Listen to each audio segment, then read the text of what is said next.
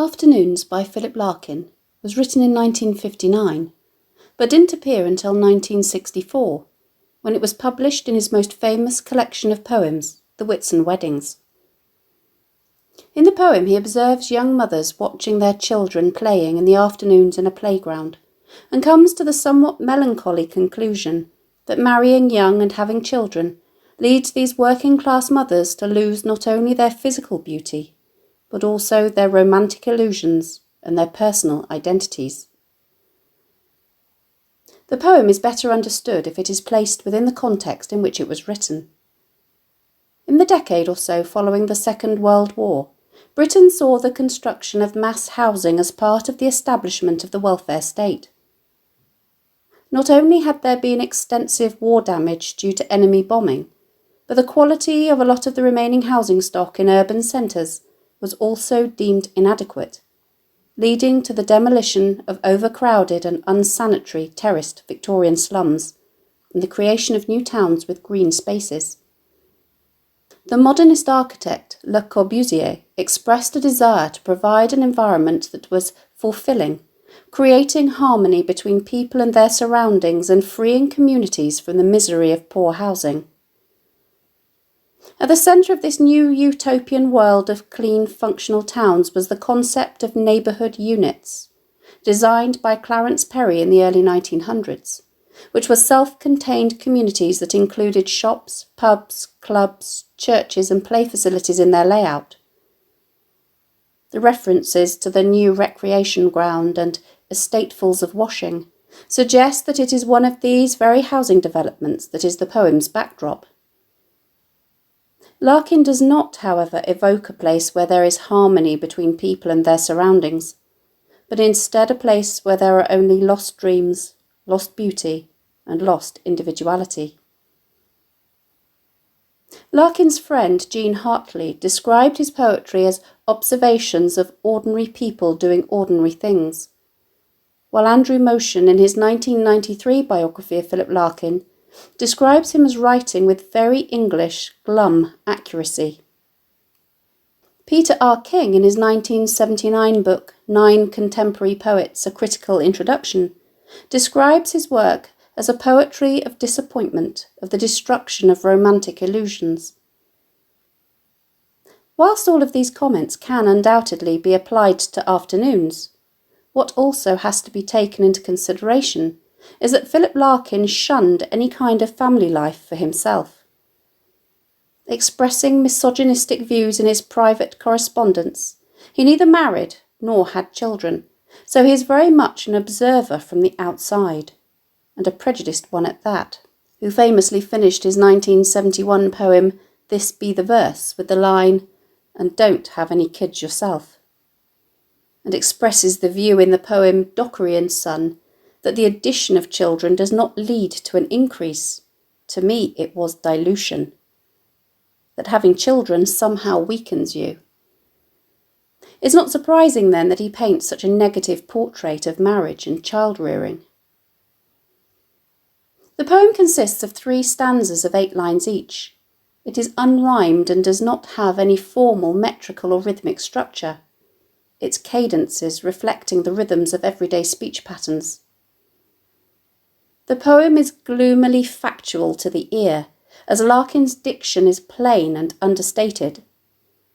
This feeling is also enhanced by its being written in the present tense, suggesting that he is reporting universal truths, rather than his negative spin on events that he has observed, with short line lengths focusing on a single image or on one aspect of a single image at a time.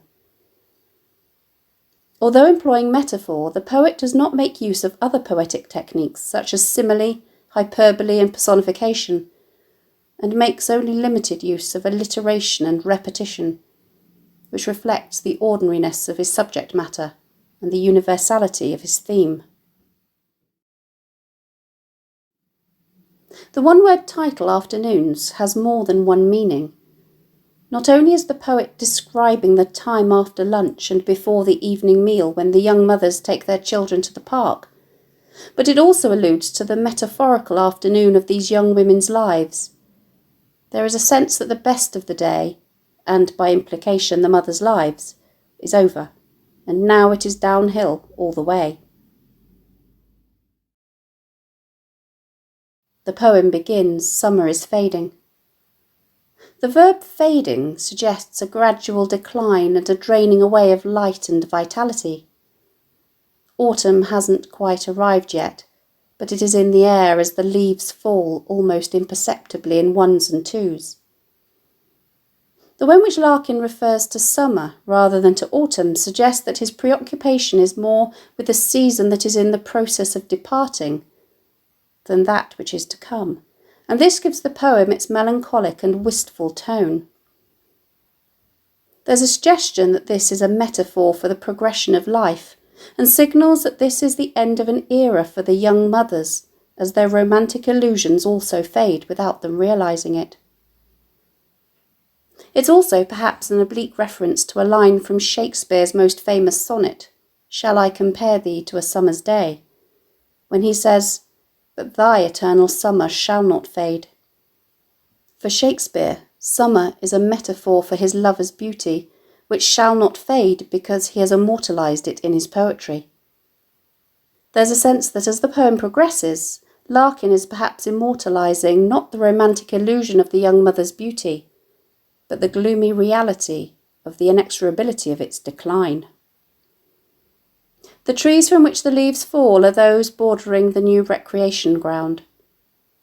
Note the use of the word bordering here to indicate that they are on the periphery or the outer edges of the recreation ground or play area, which has been recently created. Larkin perhaps uses the geography of the park here to suggest the way that one generation is pushed aside to make room for the next. The mothers implicitly associated with the trees, while the children are likewise associated with the play area. This play area is where in the hollows of afternoons young mothers assemble at swing and sand pits, setting free their children. The metaphor in the hollows of afternoons suggests that it is an empty, dead time of the day. The energy and industry of a morning filled with chores, perhaps the laundry he refers to in the second stanza, has drained away, and now the mothers are in limbo, just waiting for tea time when the fathers will come home from work to provide some sort of relief from the tedium. Beyond this sense of emptiness in the women's daily routine, however, there is also a sense of a lack of fulfilment in them at a more general level. The verb assemble evokes the idea that the poet feels these women's lives are regimented, that they have little control over the course each day takes. They may be setting free their children, but there is no sense that the mothers feel equally liberated.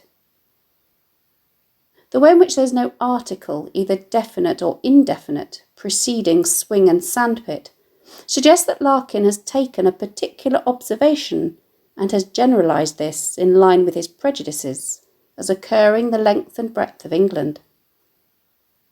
Note also the sibilance in these lines, the hiss of which perhaps alluding to this sense of dissatisfaction that he deduces these women feel.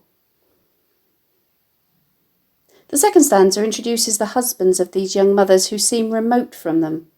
There is no interaction between them as they stand behind their young wives at intervals. The use of the phrase "in skilled trades" to describe the husbands is interesting. Is Larkin merely making an objective observation that they have jobs such as electricians, plumbers and butchers? Or is there an implied value judgment as he draws attention to the fact that they are working class and therefore his social inferiors? It's entirely possible that it is the latter, especially if we look at his preoccupations further through the stanza. In the next line he describes an estate full of washing. Larkin has coined the word estateful himself, using the suffix full, meaning full of or characterised by, which evokes the drudgery and homogeneity or lack of individuality that he perceives in these mass housing developments. He continues, "And the albums lettered our wedding lying near the television." The verb lying suggests that the photo album is discarded, ignored or forgotten, in favour of the television. The implication being that what the photo album represents, i.e. the romantic nature of their relationship and the sense of togetherness, alluded to in the personal pronoun our, is not important anymore, and has been replaced by the cultural phenomenon of the television set, the ownership of which had been steadily increasing since the mid-1950s. There is more than a whiff of disdain and snobbery about the lowbrow entertainment of the working classes in these lines. Larkin's attention now switches to what is before them, not only spatially, but temporally, i.e. what is ahead of them in time. But that holds no feelings of optimism either. The wind is ruining their courting places that are still courting places. Courting places are places where young people go to be alone when they're girlfriend and boyfriend. The wind, which we associate with the more severe weather that comes with the onset of autumn, is ruining them. This is perhaps another allusion to the leaves falling from the trees, effectively ruining them as courting places, as they will become bare and offer no leaf cover for privacy. The line that are still courting places is perhaps another allusion to trees being removed to make way for the recreation ground. The excitement and romance that these young mothers once experienced before their marriage is being pushed out of their lives. Note that Larkin connects the two stanzas here, employing enjambment across the stanza break and repeating the compound noun courting places, perhaps alluding to the continuity and inevitability of this process. Larkin now draws a clearer distinction between the young mothers and the lovers that they once were in the second line of the stanza, but the lovers are all in school. This is what they themselves used to be, but are no more. Love and romance are for the very young, before they get married and all of their illusions fade. Larkin makes this separation even starker by placing these lovers in parentheses, typographically segregating them for the rest of the stanza. In the third line, Larkin returns to their children so intent on finding more unripe acorns. The mothers also seem to be at the periphery of their children's lives, which, in this image, are currently centred on their search for unripe acorns, an allusion perhaps to something else which is at the beginning of its life. They are at their children's beck and call, who expect to be taken home by them. The final lines return to the young mothers. Their beauty has thickened. Their figures are no longer as slim as they once were, and perhaps their facial features are no longer as refined. They are ageing, and for Larkin, giving birth and living a life of what he perceives as domestic drudgery has irreparably altered the way they look. The poem ends with something is pushing them to the side of their own lives. The word something is vague. Neither they nor the speaker seem to know what it is that is pushing them to the side or displacing them. But whatever it is, they have no control over the fact that they have become a bit part or a supporting role in their own lives. Thanks for watching. If you have any questions, please let me know in the comments section below and I'll do my best to answer them. Don't forget to subscribe to my channel for more videos on English language topics and exam techniques and English literature texts.